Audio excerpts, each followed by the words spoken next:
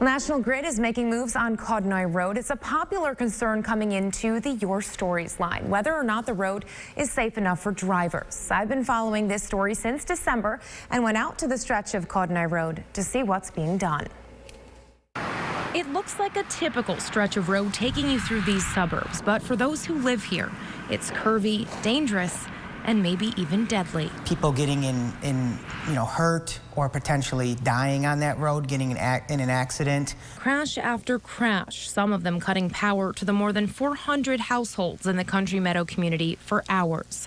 Neighbors like Mike Melfi have been calling on the Onondaga County Department of Transportation to step in.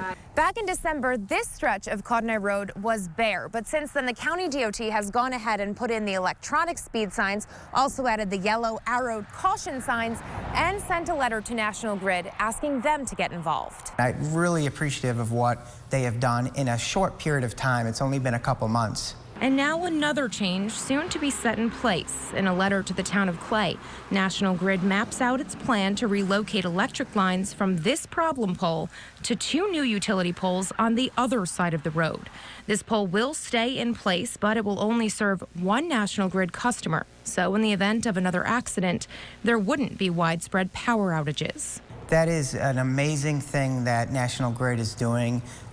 We truly appreciate that. Melfi fears someone could still hit that utility pole and get hurt, but he's hopeful the other safety measures put into place will be enough to keep drivers' eyes on the road and remind them to slow down.